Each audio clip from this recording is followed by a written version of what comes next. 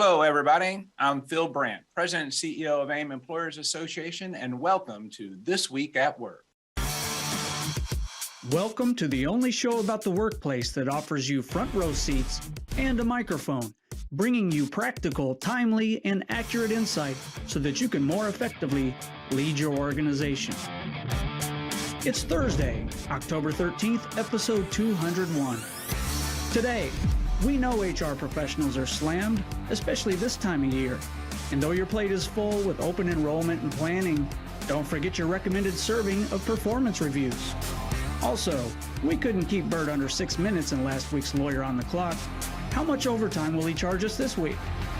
And they may take it all off at work, but club bosses can't strip them of their right to join the Actors Equity Association.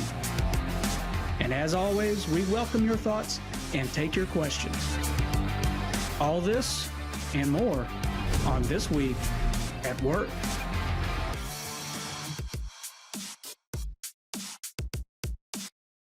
With me, as always, is Burt Garland, shareholder with Ogletree Deacon, a leader in employment law. Burt, how are you doing this beautiful fall morning?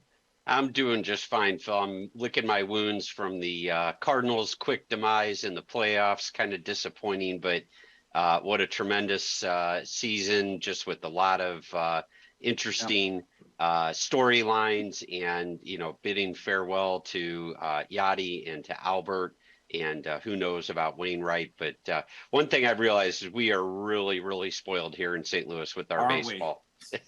We are spoiled, and I feel spoiled, I'll tell you, and I want more, right? I was so disappointed in the way that ended, but let me tell you what I hope everyone recognized in the conclusion of this, what I think was really a fun season with Yachty and Pujols and maybe Wainwright. But there's two, I think it was, 2 strikes on Albert Pujols, had his last at bat, and he pops a hit, and gets to first base. I mean, fantastic, right? I mean, if it wasn't going to be a home run, you don't want him to strike out at his last at bat. He literally willed that hit. I mean, absolutely. It was just... And then more amazingly was Molina, right? Who doesn't quite carry the average, but he was focused. And I can only imagine what it'd be like to be focused, knowing this is your last stands, at home plate in Busch Stadium, and he pops a hit with, 2 outs and 2 strikes, and just fantastic storyline for both of them to make it to first base. And afterwards, you could see the emotion on Yachty.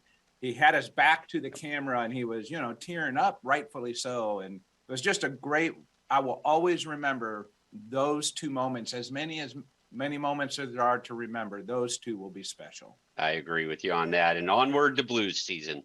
Onward to another AIM member, the St. Louis Blues. So we retire the Cardinals for this year. We move on to the Blues. I think their first game is coming up this weekend. I'm so excited for that. I think they're going to have a really competitive team. And again, we'll be spoiled. And I expect that they will make the playoffs, right? Yep. Just what we expect. And we're lucky for that. It could be Chicago. What are you going to do? Anyway, so we'll move on. Let's get on with why people joined the program today. We got a lot of things to talk about. Burt, I predict that this program is going to be one of our historic programs with some of the topics that we have going on. But first, we want to hear from our listeners.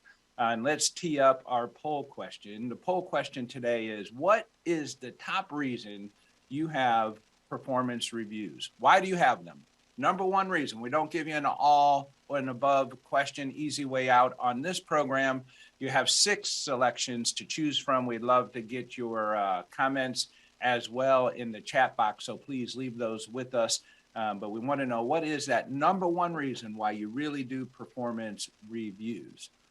Okay, Burt, last week you went just a little bit over. I know you have a hard time seeing the countdown, but me and the listeners see that. I will give you some reminders. This is our Lawyer on the Clock segment. Burt, we're going to turn you on and turn the clock on. Ready? Let's go.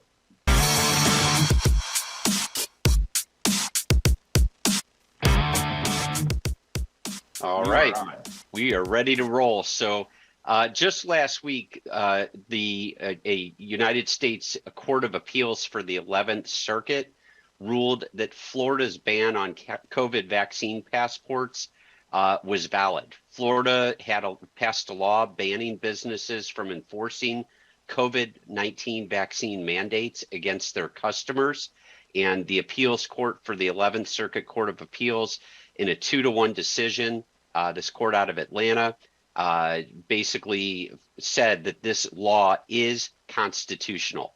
The case involved lifted an injunction against the ban won by Norwegian Cruise Lines Holdings, which instituted a vaccine requirement for staff and passengers. Basically, the court said that this type of policy by a private company was an invasion of privacy.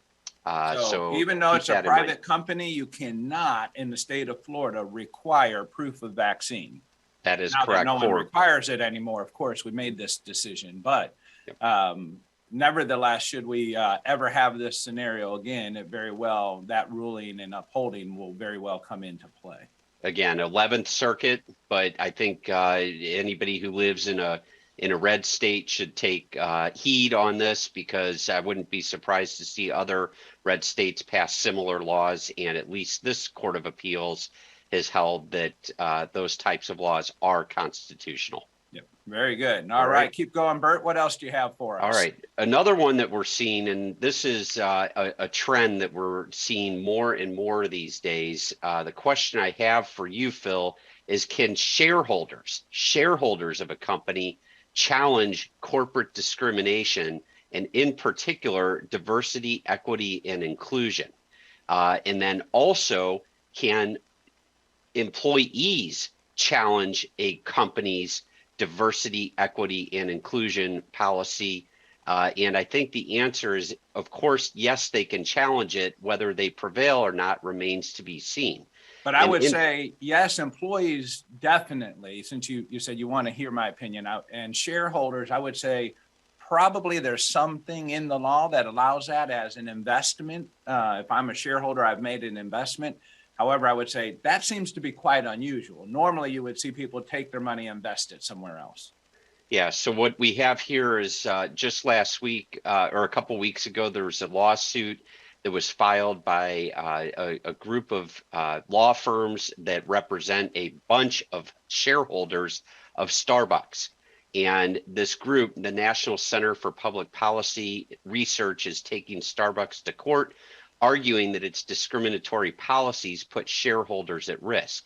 In particular here, Starbucks has a number of policies, all of which are advertised on Starbucks' website, that include $1.5 billion, which are set aside for diverse suppliers, as well as a compensation scheme that ties executive pay to BIPOC representation, Black, Indigenous, people of color, at the company, for which Starbucks has set numerical targets. The company also runs a leadership accelerator program that is available only to minority employees, as well as a program that reserves 15% of Starbucks advertising budget for minority-owned companies. Again, all of these practices are being challenged by this group representing the shareholders of the company, saying that this is not in the best interest of the shareholders of the company. Well, that is an interesting lawsuit. Now, Burt, can you remember anything like that?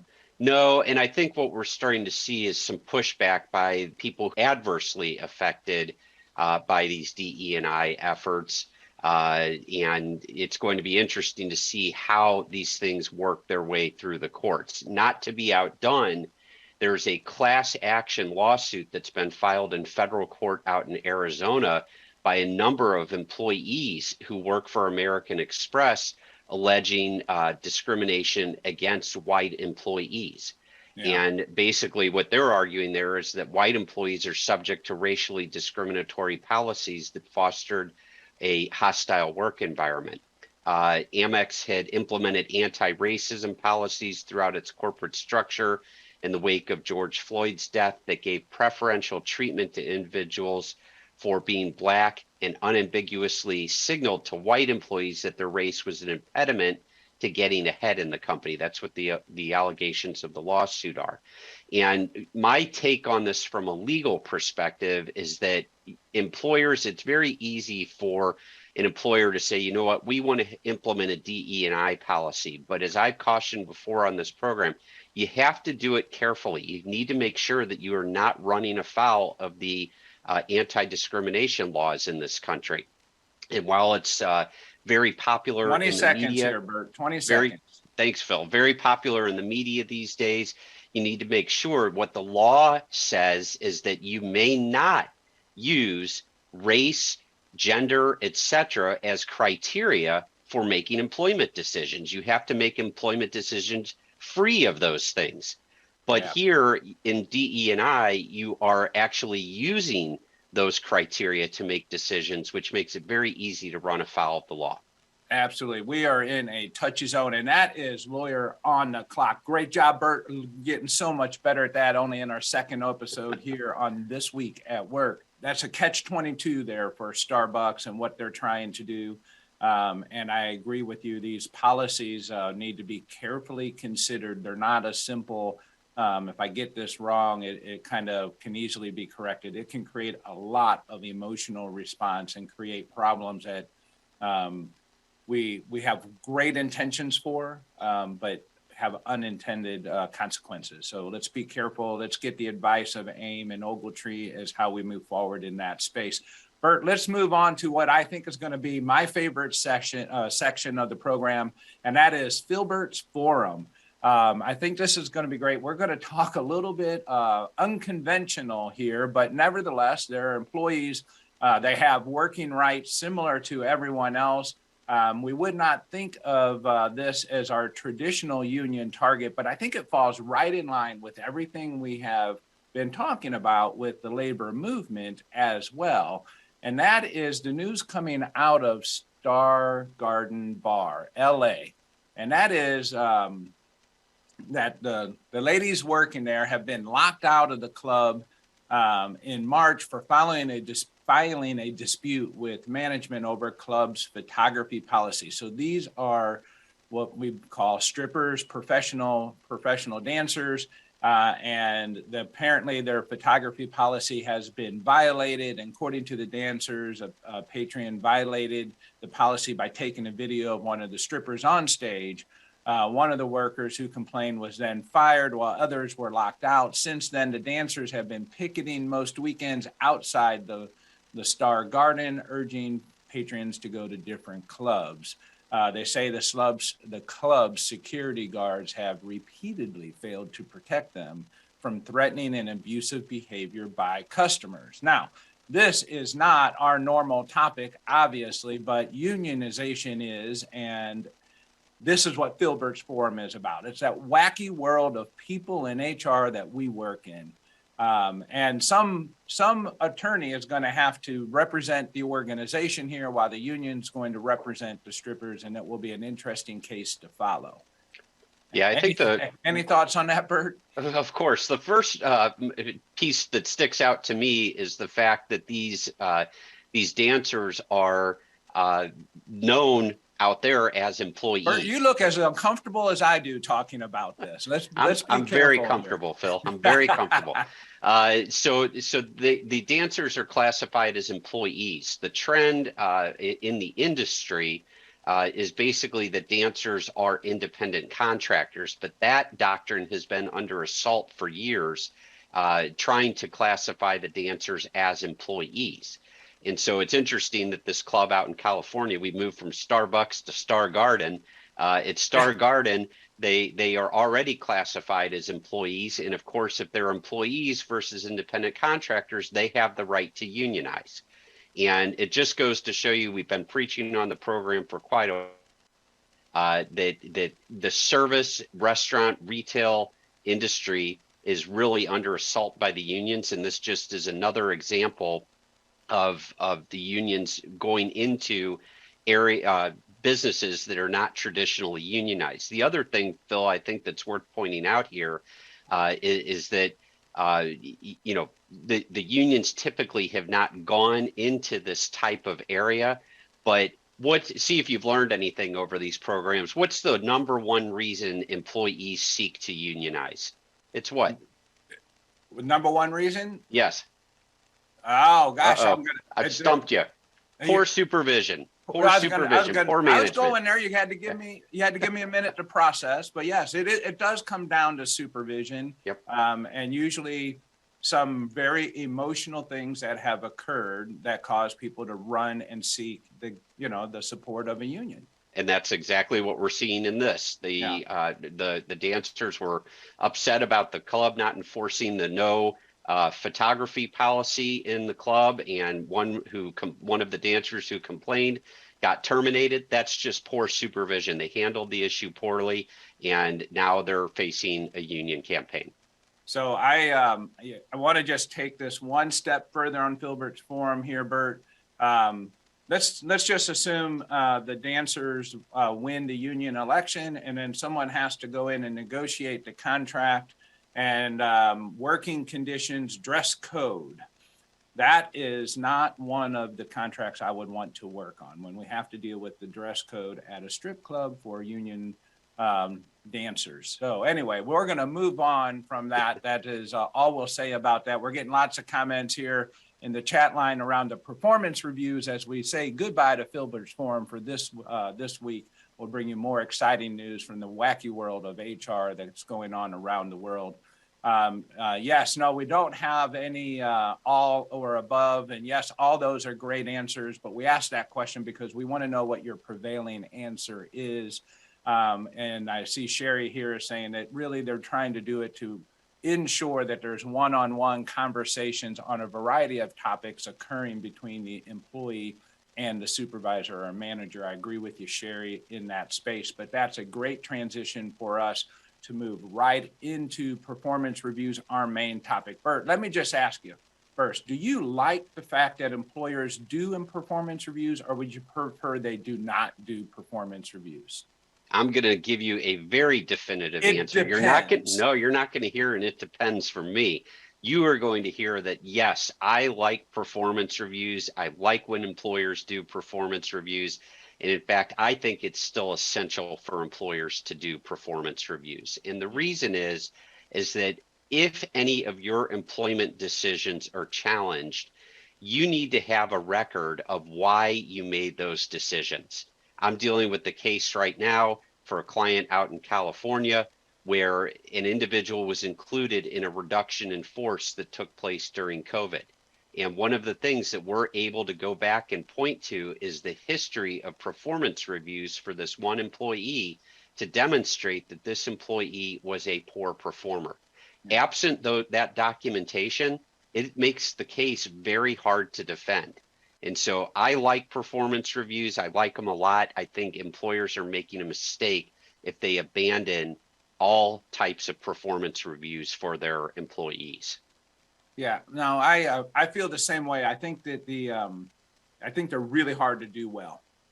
In my experience in over 30 years in HR is that if there's one thing we don't do well as management, it is performance reviews. It's a very, very hard job. And organizations that invest the time to do them miss the opportunity to invest in developing people skills, the managers, the leaders, and the employees on how to have a proper performance review. What's the purpose of it? That's why we ask our question today. What's the conversation guidelines? What's right? What's wrong in it? And are you covering the topics in a fair way? And we have some great stories here at Performance Reviews Gone Bad.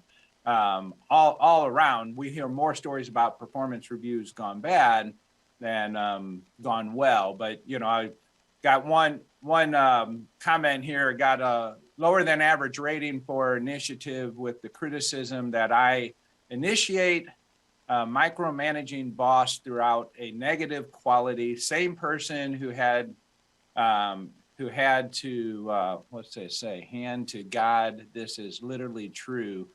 Corrected my thumbtack positioning on a piece of paper hung on a bulletin board and drew me a diagram of optimal thumbtack placement. So I don't know all the story around that thumbtack placement, but what I can tell you is I had an employee one time, this is a true story as it relates to that, had a picture, an all company picture. And as people left the business, they took thumbtacks and they put it right in their forehead. And that is honest to God, true story. And, you know, I was like, I don't know if that's really something we should really allow or not. And to be honest, we ignored it. You know, we did not address it. We just ignored it. But those are the types of things. It's like, how do you address those types of problems? There's all kinds of issues, but it's through training. What is the number one issue that creates legal problem for you with performance reviews? Well, for me, it's grade inflation. And, you know, it's an epidemic in this country, and it's been building for decades. It starts when children are young, and we're in a society where everybody gets awards. Yeah, everybody gets a trophy. And, you know, schools aren't as strict as they used to be with respect to grading. And so grade inflation is the number one legal problem that I see, or number one problem that I see that ultimately creates legal issues when you're trying to defend a case. And what I mean by that, Phil, is that let's say you have a system of evaluating employees from 1 to 5, 1 being the worst, 5 being the best. And the temptation is for people who are doing the reviews to give everybody 4s and 5s. And that is not what performance reviews are designed to do. The employee who shows up every day and does their job, that is meeting your expectations. When you hire somebody, you don't hire them with the expectation that they're not going to show up every day and that they're not going to do their job every day. If they do those things, that is a meets expectations. And on my scale, that is a number 3. The people who don't show up every day and who don't do their jobs, those are the 1s and 2s. The people who do show up every day and do their jobs, but go above and beyond, those are the 4s and 5s. The problem is when you are taking those 3s and you're giving them the 4s and 5s, what are you going to do with the 4s and 5s? Well, they're all of a sudden definitely 4s and 5s along with the 3s. The 2s might be 3s. And all of a sudden, your whole scale is messed up. And when you have to make employment-related decisions, you're looking at those performance reviews, you're making those decisions, and then when an employee doesn't like one of those decisions, turns around and sues the organization, and you claim that they're a terrible employee, guess what those performance reviews show? Oh, well, they're a 3 or a 4. 3 or 4. Now, the challenge I've always had with that over the years is, and this is why I recommend management, leadership, development, and training, is really defining that 3, 4, 5, 1, 2, however you're going to create your rating, a 4-star, 5-star, whatever the system is. Because the question is, are you comparing the talent compared to everyone else, right? So is it I rated a 4 for showing up every day because no one else shows up every day, so therefore you're a 4? Or is it you show up every day is defined in our criteria as a 3? And what I have found is it's a better place to have a defined set of this is what a 3, 4, and 5 is, and have everyone compared to that versus comparing each other in the workplace to each other, if that makes any sense at all. It does. And what you're really talking about is 2 different systems of rating employees. And some organizations may use both systems. You are talking first about rating employees compared to the job itself, sitting down with the job description and sitting down with the supervisor and saying, is this person meeting our expectations? If the answer is yes, they're meeting the expectations, they're not below the expectations, they're not exceeding the expectations, then that is a 3 on the scale that I gave. There are some employers out there, and I actually like this, there are some employers out there that actually rank the employees against other employees. Yes, and I'm a favor of rack and stack is what I call it. It's very hard to do, but when it comes time to defending employment decisions, if the employer has gone ahead and sort of rated the employees against each other, that may be a different scale. You might get somebody who is a meets expectations, but the workforce as a whole is so poor that that person may be one of your top performers. It Right. doesn't mean that they are exceeding your expectations, though, for what the job is. You and I are aligned on this. Now, question has always been, when you do a rating or a rack and stack, as I refer to it, do you have to share that with employees? Normally we would share performance reviews. We traditionally had not shared rack and stack results, as that was a management tool that we use to help normalize and consistently rate employees. And we used it across departments as well. But I was curious if you've run into where you recommend that you do share that, because that can create a lot of problems. Yeah, normally I do not see employers sharing that is a management tool, but keep in mind that management tool is discoverable in litigation. Okay. So while it's not shared with the employees outright, which is sort of consistent with when we grew up and went to school and we all took tests and walked in the snow uphill. Yes. Both directions. Yes. When we took tests, we didn't know how everyone else did. We just knew how we did on our tests, and maybe we saw what the average was. And everyone knew how I did. All right. Everyone knew how I did. Sure. That's all right, Phil. I feel bad for you. But I was the first one to say, are we grading on the curve? All right. So again, just for the bottom line is that most employers do not share that information. But again, it is discoverable in litigation. I'm looking at our poll results here, Phil. And I want to get to those and then some comments. We got 3 minutes. Yep. I'm looking here first at the 9.1% who don't use performance reviews. And I'm glad to see that it's only, 0.9 of 10 employers that are not using the performance reviews. 1 in 10 is not using a performance review. And I'd like to see that go down to 0 of 10, but I'm glad to see that it's only 1 of 10. Yeah. And I think, in my case, I'm really doing it as a communication tool because I'm encouraging performance management very regularly. But I like to have a formal time for a manager and employee to sit down and talk about things that are hard to talk about at other times. And it gives us that formal environment where the right conversation is encouraged. I want to get to a couple comments here because I really liked this one. I think I came in from Southeast Missouri, my friend Angie down there. She said that they moved away from a numeric scale and they moved to a start, stop, and continue scale to really to make it a little bit easier to say, hey, I want you to start, stop, and continue. But she also has the stop and improve are sometimes still difficult to get supervisors to address. You like a start, stop, continue scale? I'm fine with it. I've seen green light, yellow light, red light, and I think that the bottom line is that as long as there is some sort of scale that's being used, that helps you evaluate whether the employee is below, meeting, or exceeding the expectations. Which, number one, first and foremost, I want to stress, it's good for employee development. It's communication tool to explain to the employee what they're doing poorly, what they're doing adequately, and what they're doing really well.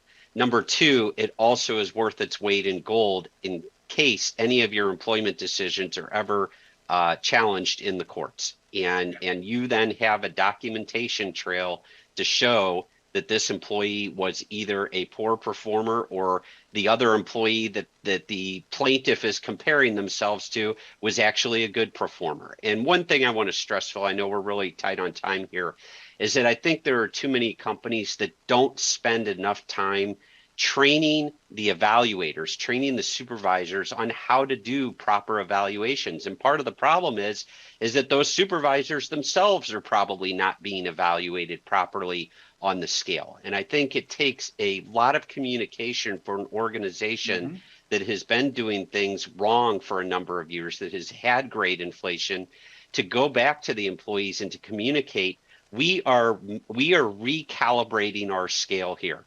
If you're used to getting 4s and 5s in the past, you may be getting 3s, and here's why. We are Right. trying to adjust this. And I think if you explain that to employees, they will understand and get buy-in. You will get buy-in on that. The employees will understand that you are recalibrating the system to better reflect the employees who are doing poorly, who are meeting the expectations, and who are excelling. Absolutely. And we got tons of comments here. Another comment from my friend Philip up in Quincy. And I know Phil was trained very well back in the early 2000s by another Philip in particular. Anyway, he was trained very well, and they're doing their performance reviews as a must to separate individuals' performance ratings from compensation, wage adjustments, and driven by market pressures. Those all come together and collide depending on your model and system, Burt. I agree with you 100%. Management must be trained. The employees must be shared what the expectations are. I will call it training for them. AIM does this regularly for our members. If this is something you're in need for, look me up or check us out on the website. We'll be able to help you with that. But thank you to everyone for all the comments. I'm sorry we couldn't get to them. Deborah and Lane and Don and so on. Don's one of my board members. I probably should always recommend getting to his comment here, as he's one of my bosses, but I will not get to that one today, Don. Thank you. But we'll move on, and we will be back here next Thursday for This Week at Work. Go out and be good to people. If you've ever been to a career fair, there are many different companies there, all clamoring for the attention of these 22, 23-year-olds just about to graduate college. And we needed something that set us apart. So we produced a VR video that showed a glimpse in the life of what it was like to work for Nortec. But they could do so in a way that really was pushing the edge of technology, which is how we wanted to be seen by those candidates. We empower our employees to reach forward and look for those new opportunities. And the VR technology, using it during the recruiting process, allowed us to do that.